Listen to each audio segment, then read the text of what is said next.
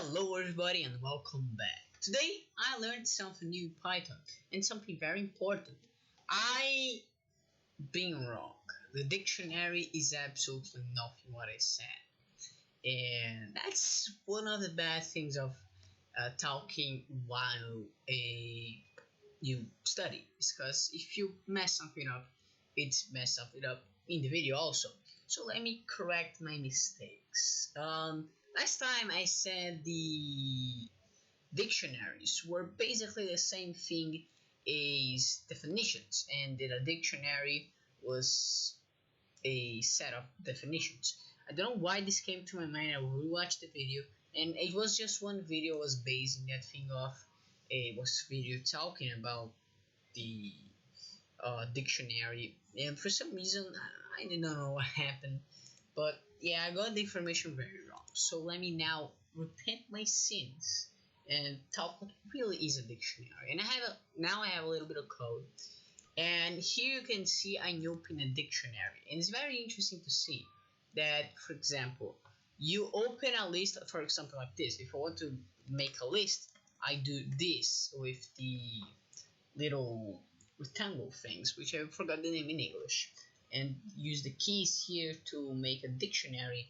And when you make a variable, I think you just do something like this, and now you have a variable. So the variable, you don't need to do anything like that.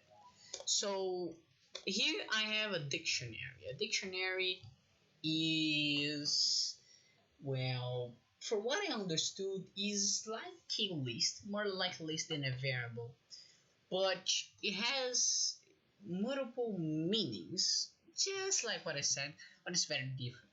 For example, here I have my list, and here it's my users. You can see here my users I have here inside the list. Keys are, and then there's basically an entry inside my list. One of the entries are keys of 8 from 24th of December in 2020. It has a receipt 1. I have Kiko here, and now it's a outside of the definition here inside the cubed things, and Kiko is equal to Pico das Flores. He was here in December of 2022. No, sorry, 2020, and he wanted a X-ray, and he was the third consultant. Here now I print again the users, and you can see here when my code runs, I have this first one here, the first print, and there's nothing, so I print here. Then I had the second print, and it prints this basically, and you can see here. Then I have the users. So again, I'm defining more inside my dictionary. For example, here Florinda, which is equal to Dona Florinda, from the, well, I messed that up. The 20th month. Well, that's some new months. Let's put the 10th month. Well, yeah, fair enough. Let's put December again. December of 24, 2020, and he is the first X-ray consult. And then I print again. Then I print the little thing here just for to make it easy to visualize, nothing cold. And then I print the users get Gecko. And here's very interesting. I'm basically getting, as you can see here, I get the information that defines Gecko, and I will show you. So you can see the first print here, nothing. The second print, you can see. There's the Kiko information in keys of 8. Then there are the third print, sorry, which the keys of 8, Kiko, and Florinda's information. And you can see the very interesting thing is that basically this little thing here defines what is inside. What's inside it? For example, keys define keys of 8 from the data and the receive, for example. And for example, here Kiko is defined by Kiko das Flores, blah blah blah, just like Florinda. So when in the last part of code I'm printing the user get Kiko, then I will get the information of Kiko. As you can see, it won't print Kiko, but it will print Kiko das Flores, form 20, the information, a date, and his information. And you can see it's exactly the information I had. I could make a simple code here and put, like, for example, here let's make an input, for example, equal,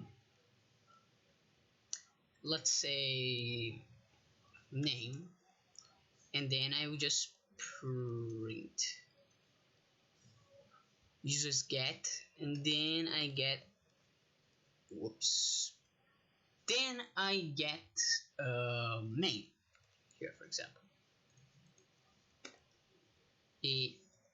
Let's just give a tidy up in the code. I'm still learning how to type on my own, let's say. So yeah, so you're gonna see how I'm gonna do this. So I want to have the input here. Here's not where my input is. Wow, it's been a while I don't print inputs, huh? Oh, here. So it's the contrary, name equals input. Yeah. Let's go back. So name equals input.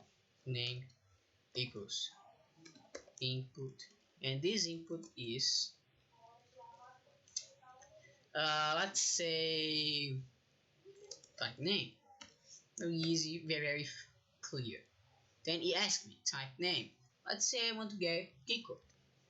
Boom, it shows Kiko. And for example, I want to get the keys, which is not a name, but still, I need to type exactly the right way. If, for example, in keys, everything is in lowercase, you can see that nothing will appear. But if I do the right way, I can just type the name and it will tell me. So basically, it was partially right, to protect myself, I would say. It's partially right, it's defining something, but it's defining something very different. The defines of definitions, which is kind of weird, but what it defines is that it basically makes this little short information mean the or get the value of this bigger information. Probably, for what I understand, it's very useful if you want to bring on something. So for example, I have lots of codes, I have a lot of customers, and for example, a seller for, I don't know, cat stuff, for example, cat food and everything else. And I'm doing a delivery system, online, so I need data. And what I can do is make a dictionary as where I have the information of everyone in that buys from my service. And this information will be summoned as, for example, a customer 2, or the ID, for example, 1101, or the name of the customer. So I don't know, Angel. So for example, I have the Angel there, which is the defined, let's say, key of my word, width of my vocabulary. And every time I put the Angelo inside his own dictionary, just to take the information out, I can just by typing Angelo, I can get his information out very easily, and you can see that I can just make an input for that. So extremely useful also to get data and to organize data. But well, that's it for me.